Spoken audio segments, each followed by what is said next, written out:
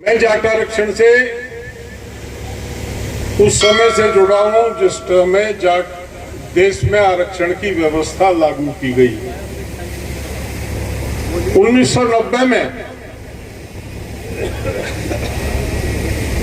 जब तत्कालीन प्रधानमंत्री वीपी सिंह जी ने आरक्षण को लागू किया, उसमें जाटों को छोड़ दिया गया।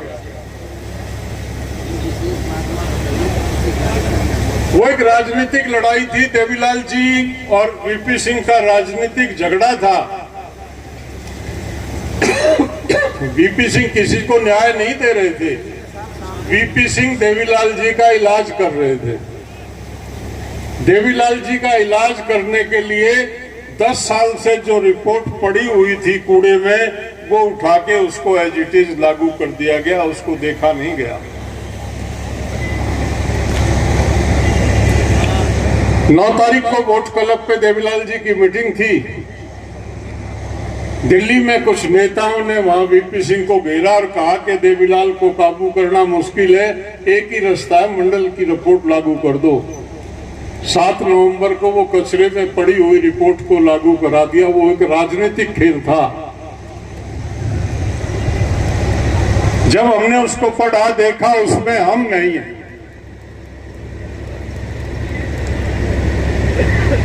तो हमने उसमें अपने सतर पे काम करना शुरू किया। उस टाइम हमारी हैसियत इतनी नहीं थी।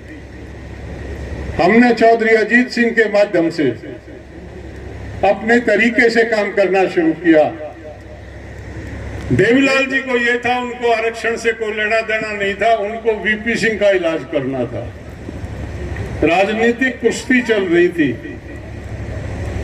उस कुश्ती में देवीलाल जी वीपी सिंह को चित करने के लिए जाटों को कह दिया कि आरक्षण का विरोध करो। हमारी बिरादरी आरक्षण मांगने की बजाय समझी नहीं देवीलाल क्या खेल खेल रहे हैं। मैं हरियाणा में भी क्या है, ये बात पिटने वाली बात है वैसे ही है, क्योंकि देवीलाल जी का लोग हृदय से आदर करते हैं, हम भी करते हैं। लेकिन जो है सो है, बजाय मांगने के हम विरोध करने लग गए मंडल का। मुजफ्फरनगर में भी हुआ था, देश भर में। हम चौधरी अजीत सिंह के नेतृत्व में हमने एक ज्ञापन बनाया।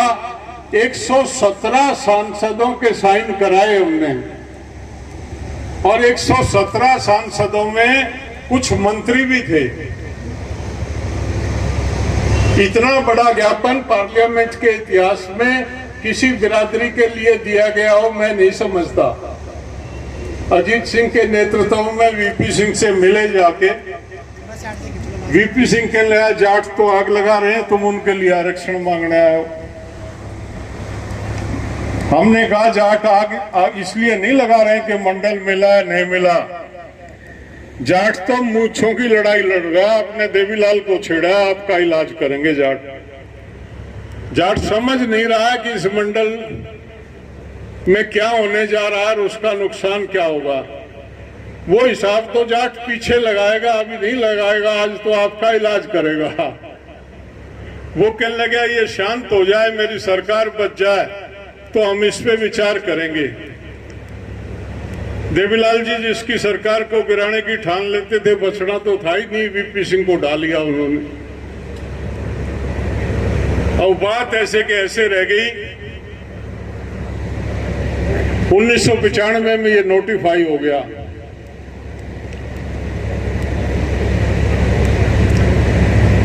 बात दबके रह गई, चलते रहे। दारा सिंह जी 1998 में इसके अध्यक्ष बने, ऑल इंडिया जाट महासभा के। 97 में उनके अध्यक्ष बनने के बाद मुझे भी एक जिम्मेवारी जाट महासभा में सौंपी गई, उनके दारा सिंह जी को मदद करूं इस काम में। हमने बैठ के बात की और आरक्षण को हमने चुना कि ये हमारा मुख्य बिंदु, इस पे कार्य करेंगे। 23 दिसंबर 1997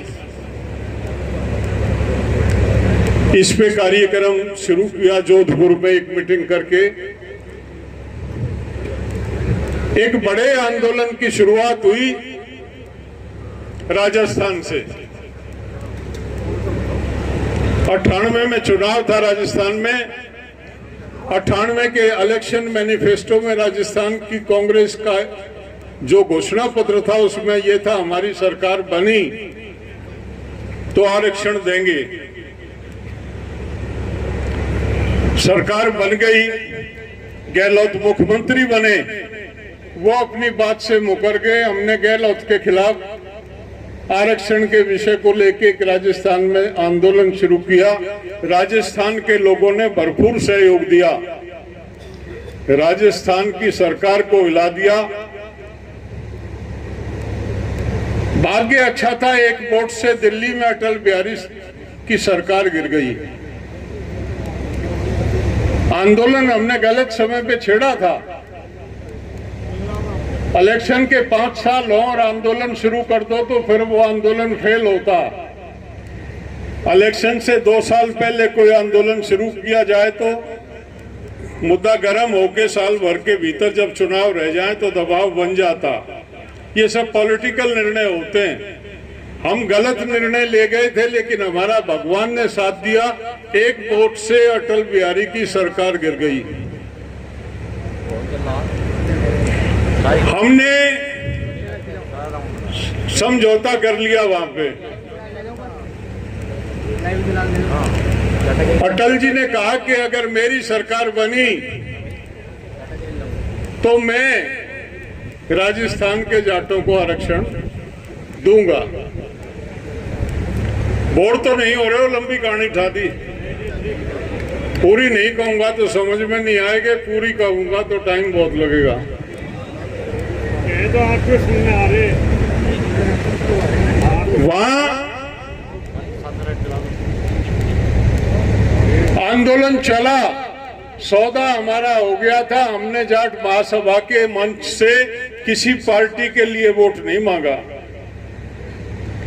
हमने कहा कि कांग्रेस ने वायदा खिलाफी की। इलेक्शन मैनिफेस्टो में कांग्रेस ने आरक्षण देने का वायदा किया था, वो मुकर गई। कांग्रेस हराओ का नारा दिया, किसी को भी वोट दे दो। उसका नतीजा वो हुआ जो बीजेपी, वहां 5 MP थे जिसके, उसके 21 MP आए। अटल बिहारी की सरकार,